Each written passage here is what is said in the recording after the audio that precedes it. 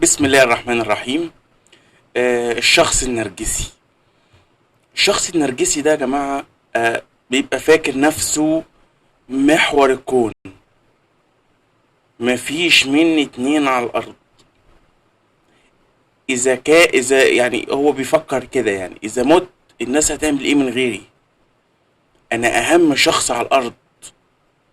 واخد مقلب في نفسه وهو مش واخد باله. مريض نفسي لأبعد الحدود. ريش على مفيش، ريش على مفيش. يعني ممكن تلاقي شخص ما وصلش اي حاجة وفاشل، وبرضه منفوخ النفخة النرجسية اللي هي بنلاقيها في ناس كتير للأسف حوالينا. وما ينفعش تنتقده. تبقى يومك منيل بنيلة لو انتقدت الراجل ده او الست دي النرجسية دي، ويبقى يومك مش فايت لو اتكلمت معاه تمام وقلت له لا اللي انت بتعمله ده غلط. هيبقى يوم مش معدي. ففي دكتور نفسي كان بيقول الحل الوحيد مع النرجسي انك تسيبه تمشي لو ما استجابش للكلام يعني. طيب في بقى شخص بيبقى نرجسي وفي أمارة، لكن في شخص تاني ما عندوش أمارة. يعني انت أمارة تاني انت تبقى في النفخة دي يعني. طبعا ما حدش ليه حق اذا كان اي نوع يعني انه يبقى نرجسي.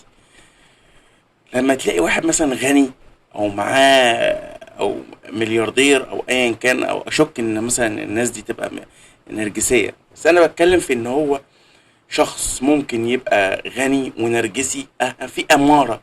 لكن الشخص اللي يبقى ما حلتوش حاجة خالص وفقير ويبقى نرجسي، لا بقى احنا كده بنستهبل. انت كده بقى بتستهبل. بأمارة ايه تبقى نرجسي وتبقى في النفخة دي يعني؟ هم؟ بأمارة ايه؟ ده انت انا نفضتك كده مش هعرف اطلع منك 50 جنيه مثلا، وتبقى نرجسي ومنفوخ وملكش خلق تتكلم مع حد واخد في نفسك مقلب زي الفل. مقلب كبير جدا. وطبعا موهوم ومفيش غيري على الكون. الكون ده كله بيدور حواليا. الاشخاص دي في منها كتير جدا حوالينا، واعوذ بالله منهم يعني. آه بحس كده ان هم مرضى نفسيين. آه يعني بندعي لهم بالشفاء. الاشخاص دول احنا بنتأذى منهم، وما زلنا في ناس بنتأذى منهم حوالينا، سواء قريب او بعيد او ايا كان يعني. الشخص اللي زي كده بيبقى الواحد محتار، يعني مثير للشفقة ولا آه، نسخط عليه. بس اللي حابب يشاركني في تعليق ولا يقول حاجة عن شخص نرجسي يقابله في حياته، يكتب لنا تعليق يقول لنا اتعامل معاه ازاي، او اذا كان هو استجاب واتغير للافضل ولا لا.